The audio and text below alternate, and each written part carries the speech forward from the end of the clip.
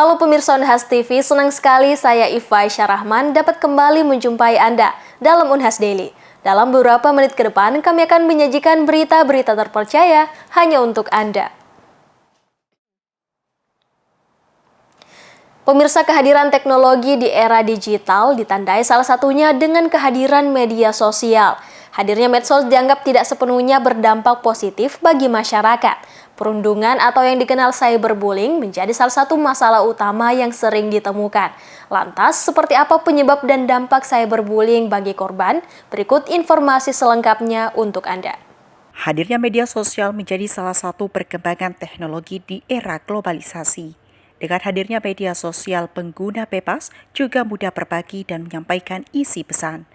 Kemudahan akses dan penyebaran informasi mempengaruhi cara pandang serta gaya hidup masyarakat. Namun di balik perkembangan teknologi media sosial juga justru membawa dampak negatif. Perundungan online atau yang dikenal cyberbullying menjadi salah satu. Lembaga UNICEF menyebut terdapat 45% dari 2.777 anak Indonesia mengaku pernah menjadi korban cyberbullying. Psikolog Unhas Andi Tenri mengatakan, cyberbullying banyak dilakukan remaja yang disebabkan kondisi emosional masih belum stabil. Penyebab lain seperti konflik antara dua orang yang sebelumnya dekat. Keretakan hubungan menyebabkan salah satu pihak ingin balas dendam. Dirinya juga mengatakan perbedaan perilaku bisa menjadi penyebab cyberbullying. Bahkan pengaruh lingkungan bisa berpengaruh. Anak mengikuti tindakan rekannya melakukan cyberbullying. Tak sedikit pelaku melakukan tindakan ini untuk memuaskan diri. Mereka tak peduli dan merasa tindakannya tak memiliki konsekuensi. Bahkan kata Tenri, korban sekalipun bisa menjadi pelaku. Kebanyakan di usia remaja itu yang mereka emosinya masih labil ya, dengan masih dalam proses pencarian jati diri atau identitas dirinya, itu banyak mengalami cyberbullying karena disebabkan problem-problem, misalnya yang paling sering dilaporkan itu adalah masalah pertemanan misalnya ya. Mereka ada persoalan problem dengan teman dekat ya, mungkin dulu dia bestian, sahabatan, terus tiba-tiba ada jarak ya, sehingga itu bisa menjadi konflik internalnya mereka dan membuat semakin menjadi-jadi ya ketika itu terjadi kepada remaja gitu ya. Jadi kalau di dunia remaja itu paling sering menjadi munculnya perilaku cyberbullying di antara mereka itu adalah karena hubungan pertemanan ya. Bisa juga karena memang ada anak-anak yang berbeda perilakunya di sekolah atau di kelas ya.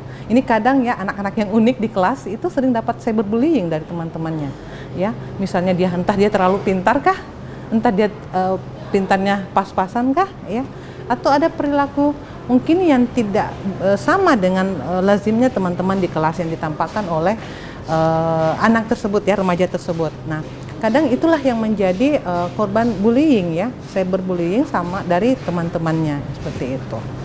Jadi anak yang menjadi korban cyberbullying itu biasanya juga nantinya ke depannya dia akan menjadi pelaku untuk melakukan cyberbullying kepada temannya yang lain. Karena adanya mungkin rasa sakit ya yang tidak diterima, sehingga ketika dia mendapat kesempatan itu untuk bisa memberikan balasan barangkali dari rasa sakit hati itu, maka dia bisa melakukan tindakan yang sama yang dilakukan oleh temannya, misalnya sesama remaja ya, seperti itu. Hujatan dan perkataan kasar pelaku bisa membuat korban, terutama yang memiliki mental lemah, menjadi stres berkepanjangan, cemas, melukai diri, depresi, hingga percobaan bunuh diri. Remaja yang mengalami cyberbullying itu tentunya mendapatkan hujatan-hujatan ya yang penuh kekerasan, hal-hal yang menyakitkan ya, perkataan yang kasar ya dari pelaku misalnya ya. Nah itu hal itu tentunya akan mengganggu emosi ya, emosi korban. Ketika emosi korban terganggu dan dibiarkan tanpa ada penanganan, misalnya penanganan lanjut oleh ahli atau dari orang terdekatnya, maka dampak yang berarti itu anak bisa mengalami stres berkepanjangan ya, stres, bisa menjadi cemas, takut, bahkan bisa sampai sedih mengurung diri di kamar ya, dan bahkan bisa sampai depresi ya. Nah, yang kita takutkan adalah ketika anak remaja ini mengalami cyberbullying atau dia menjadi korban dan dia dibiarkan dan dia dalam kondisi depresi, itu bisa sampai melukai diri sendiri ya, atau self harm. Dia melakukan self harm atau melukai diri sendiri dengan silet kah, pisau kah, atau hal-hal yang bisa mengancam nyawanya. Dan yang paling ekstrimnya adalah tindakannya mereka itu bisa sampai bunuh diri. Ketika hujatan-hujatan itu sering muncul mengganggu kognitif atau pikirannya si korban cyberbullying.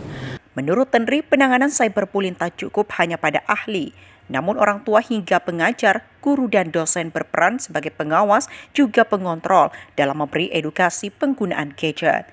Sementara bagi korban, penanganan bisa dilakukan dengan tidak menanggapi hujatan pelaku atau membalas secara positif.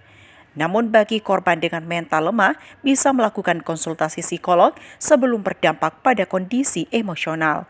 Namun kata Tenri, evaluasi diri juga penting sebab tindakan cyberbullying bisa muncul akibat ulah korban sendiri.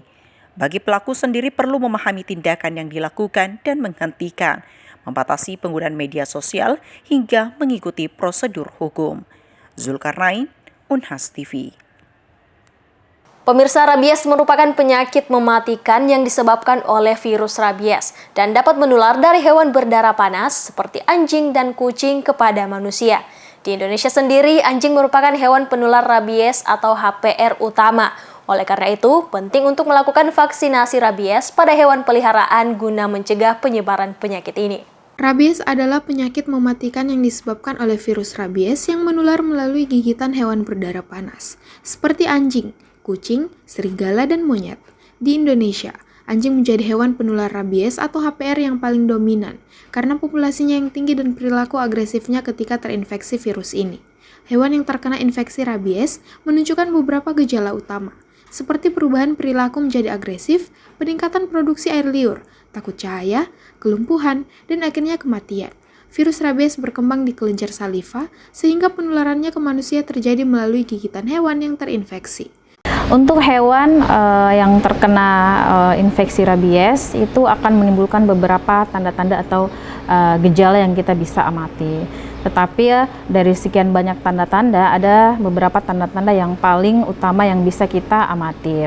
Biasanya hewan anjing khususnya yang terkena rabies itu dia akan mengalami perubahan tingkah laku. Yang tadinya mungkin tidak agresif, nah ketika anjing terkena atau terinfeksi oleh virus rabies itu akan menjadi sangat agresif. Jadi dia akan sangat mudah untuk menyerang.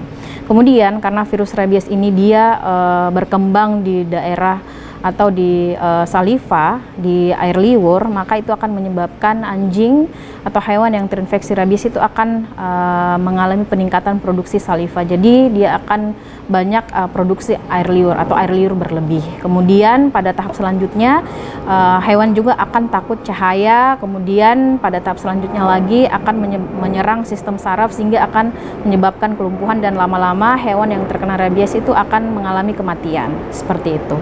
Untuk mencegah penyebaran rabies, vaksinasi HPR sangat penting. Pemerintah Indonesia telah melakukan berbagai upaya termasuk menyediakan vaksinasi rabies gratis melalui Dinas Peternakan dan Kesehatan Hewan. Masyarakat diimbau untuk melakukan vaksinasi rabies pada hewan peliharaan mereka setahun sekali, terutama pada hewan yang berusia di atas 3 bulan dan dalam kondisi sehat. Jika seseorang tergigit oleh hewan yang dicurigai terkena rabies, langkah pertama yang harus dilakukan adalah mencuci luka dengan sabun dan segera membawa korban ke pelayanan kesehatan terdekat untuk mendapatkan suntikan vaksin anti-rabies dan serum anti-rabies. Dengan langkah pencegahan yang tepat, seperti vaksinasi dan penanganan cepat terhadap gigitan hewan yang dicurigai rabies, kita dapat bersama-sama mencegah penyebaran penyakit rabies di Indonesia. Mari vaksinasi hewan peliharaan kita untuk masa depan yang lebih aman. Feni Septiani Samuel, Unhas TV. Pemirsa, program Mahasiswa Membangun Desa atau MMD Fakultas Teknologi Pertanian UB dipusatkan di Kabupaten Tulungagung. Dalam kegiatan ini, mahasiswa FTP UB membuat peralatan teknologi tepat guna yang sesuai dengan permasalahan yang ada di desa tersebut. Berbagai peralatan ini selanjutnya dihibahkan kepada semua desa agar dapat dimanfaatkan dengan baik untuk menunjang produktivitas dalam bidang pertanian dan pangan. Fakultas Teknologi Pertanian UB melalui program MMD menghibahkan beragam peralatan teknologi tepat guna kepada desa yang menjadi lokasi MMD. Peralatan ini sudah sesuai dengan kebutuhan desa karena telah dilakukan asesmen sebelumnya. Pejabat Bupati Tulung Agung Heru Suseno mengapresiasi program ini karena peralatan yang ada merupakan teknologi tepat guna yang murah dan mudah untuk dioperasikan sesuai kebutuhan masyarakat.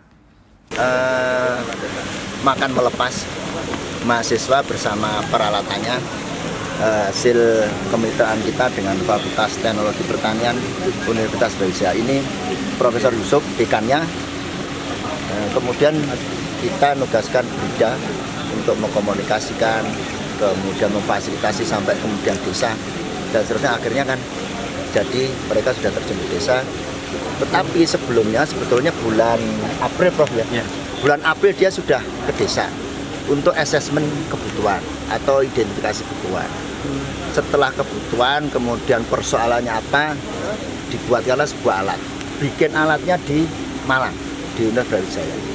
Setelah jadi dibawa ke sini, diberikan ke desa, dihibahkan kepada desa.